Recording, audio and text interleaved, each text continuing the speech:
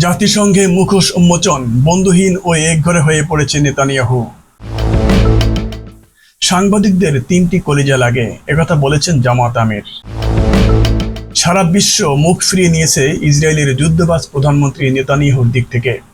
একের পর এক প্রভাবশালী রাষ্ট্রগুলো ফিলিস্তিনের স্বাধীনতার পক্ষে সমর্থন দেওয়ার পাশাপাশি এবার জাতিসংঘ অধিবেশনে নেতানিয়াহুর ভাষণও বয়কট করেছেন শত শত বিশ্ব নেতা ও কূটনীতিক। ফলে একঘরে হয়ে পড়া নেতানিয়াহু জাতিসংঘ ভাষণে বারবার আত্মহত্যার কথা বলেছেন। তিনি বলেছেন, ইসরায়েলকে আত্মহত্যার দিকে ঠেলে দেওয়া হচ্ছে। এখন তার চারপাশে বন্ধু খুঁজে পাচ্ছেন না। এমনকি তাকে শুরু থেকে শতভাগ সমর্থন দিয়ে আসা সেই যুক্তরাষ্ট্র শেষ পর্যন্ত মুখ ফিরিয়ে নিয়েছে। হাজার হাজার কোটি ডলার ও অস্ত্র দিয়ে এতদিন যাকে গাজায় হামলা চালাতে সহায়তা করেছে, সেই যুক্তরাষ্ট্রের প্রেসিডেন্ট ডোনাল্ড ট্রাম্পও বলেছেন, এনাফ ইজ এনাফ, আর হামলা নয়। গাজায় আর হামলা চালাতে দেওয়া হবে না নেতানিয়াহুকে। বিশ্ব মুসলিম নেতাদের সঙ্গে বৈঠকেও ট্রাম্প গাজায় হামলা বন্ধে কঠোর হওয়ার কথা বলেছেন। গাজা যুদ্ধের সমাপ্তি চেয়ে মার্কিন প্রেসিডেন্ট ডোনাল্ড ট্রাম্প এরই মধ্যে এ সংক্রান্ত স্পষ্ট বার্তা ইসরায়েলি প্রধানমন্ত্রী বেনিয়ামিন নেতানিয়াহুকে পৌঁছে দিয়েছেন। ট্রাম্পের বিশেষ দূত স্টিভ উইটকফ ও তার জামাতা জারেড কুশনার এ বার্তা পৌঁছে দিয়েছেন নেতানিয়াহুকে। এ পরিস্থিতিতে আসলে এখন কি করবেন নেতানিয়াহু, তা এখন দেখার বিষয়। ইসরায়েলের প্রধানমন্ত্রী নেতানিয়াহু ফিলিস্তিনকে রাষ্ট্র স্বীকৃতি দেওয়ার মাধ্যমে ইউরোপীয় দেশগুলো ইসরায়েলকে আত্মহত্যার দিকে ঠেলে দিয়েছেন বলে মন্তব্য করেছেন। শুক্রবার নিউ ইয়র্কে জাতিসংঘের সাধারণ পরিষদে দেওয়া ভাষণে একথা বলেন তিনি ফিলিস্তিনকে স্বীকৃতি দেয়াকে ইসরায়েলের গলায় ছুরি ধরার সঙ্গেও তুলনা করেছেন।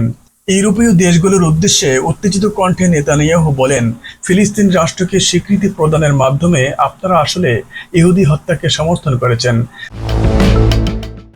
নেতানিয়াহুর ভাষণের প্রতিক্রিয়ায় এক বিবৃতিতে পশ্চিম তীরে ক্ষমতাসীন ফিলিস্তিন সরকারের পররাষ্ট্র মন্ত্রণালয়ের মুখপাত্র আদেল আতিয়ে বলেছেন, জাতিসংঘে নেতানিয়াহুর এই ভাষণ আসলে একজন পরাজিত মানুষের জবানবন্দি।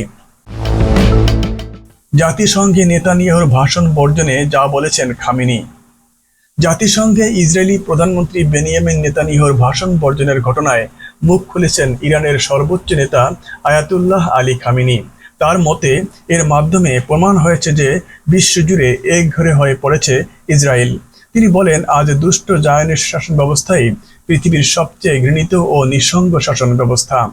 শুক্রবার জাতিসংঘ সাধারণ পরিষদের অধিবেশনে নেতানিয়াহুর ভাষণের সময় শতাধিক কূটনীতিক সভা কক্ষ ত্যাগ করেন।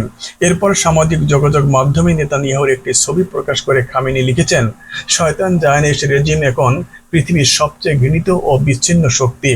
জাতিসংঘের তথ্য অনুযায়ী ইসরায়েলের গণহত্যামূলক অভিযান শুরুর পর থেকে এখন পর্যন্ত 2,38,000-এরও বেশি ফিলিস্তিনি নিহত, আহত বা নিখোঁজ হয়েছেন। সম্প্রতি ফাঁস হওয়া ইসরায়েলি সামরিক গোয়েন্দা তথ্যেও দেখা গেছে, চলতি বছরের মে মাস পর্যন্ত গাজায় নিহতদের 80% বেশি ছিলেন সাধারণ নাগরিক। ধ্বংসস্তূপে পরিণত হয়েছে গাজার প্রায় সব আবাসিক এলাকা, বিদ্যালয় ও হাসপাতাল। যুদ্ধের কারণে প্রায় পুরো জনগোষ্ঠী অন্তত একবার হলেও গৃহহীন হয়েছেন। সাংবাদিকদের তিনটি কলিজা লাগে, বলেছেন জামাত আমির। দুর্নীতির বিরুদ্ধে দৃঢ় অবস্থান তুলে ধরে বাংলাদেশ জামাতে ইসলামীর আমির ডাক্তার শফিকুর রহমান বলেছেন, আমাদের দ্বিতীয় অঙ্গীকার হলো দুর্নীতির জোয়ার কেটে দেওয়া। ইনসাফের ভিত্তিতে যার যার পাওনা তার হাতে তুলে দেওয়া হবে। ঘুষ ও অবৈধ সম্পদের অবসান ঘটাতে হবে। এতে জাতির অর্থনীতি শক্তিশালী হবে। তিনি সাংবাদিকদের দায়িত্বশীল ভূমিকার আহ্বান জানিয়ে বলেন, মিডিয়া জাতির দর্পণ, সাংবাদিকরা জাতির বিবেক। কালোকে কালো, সাদাকে সাদা বলতে হবে, সেটি আমাদের বিরুদ্ধে হলেও। রাজনীতিবিদদের দুটি আর সাংবাদিকদের তিনটি কলিজা লাগে উল্লেখ করে তিনি বলেন, সত্য ও সাহসী সাংবাদিকতাই জাতিকে সঠিক পথে এগিয়ে নিতে পারে। জামাত আমির আরও বলেন, রাজনীতিবিদ ও সাংবাদিকদের দায়িত্ববোধ মর্যাদার চেয়ে বড় হতে হবে। তিনি প্রতিশ্রুতি দেন যে ক্ষমতায় গেলে জনগণকে অধিকার আদায়ে আর রাস্তায় নামতে হবে না, ইনসাফের ভিত্তিতে ন্যায় বিচার নিশ্চিত করা হবে। তিনি সবার প্রতি আহ্বান জানিয়ে বলেন, নিজেদের দোষ ত্রুটি নিয়ে কামড়াকামড়ি না করে ইতিবাচক কর্মসূচি ও গঠনমূলক উদ্যোগের মাধ্যমে জাতিকে আশার আলো দেখাতে হবে। আমাদের তিনটি মৌলিক অঙ্গীকার হলো শিক্ষা সংস্কার, দুর্নীতি দমন এবং ন্যায়ভিত্তিক সমাজ গঠন। আল্লাহ তাআলা আমাদের সেই তৌফিক দান করুন। ডাক্তার শফিকুর রহমান বলেন, ঘনিয়ে ধরা বাংলাদেশকে বদলে দিতে চাই। তিনি বলেন, 5 বছরে হয়তো বুলেট ট্রেন চালাতে পারবো না, কিন্তু এক্সপ্রেস ট্রেন চালু করতে পারবো ইনশাল্লাহ। শনিবার রাজধানীর কাকরাইলের আইডিইবি ভবনে forum of diploma engineers Bangladesh বা এফডিইবি এর বার্ষিক কাউন্সিল অধিবেশনে প্রধান অতিথির বক্তব্যে তিনি এসব কথা বলেন। জামাত আমির বলেন, বর্তমান শিক্ষা ব্যবস্থা নৈতিকতাহীন, অকার্যকর এবং মেধা, সময় ও অর্থের অপচয় ঘটাচ্ছে।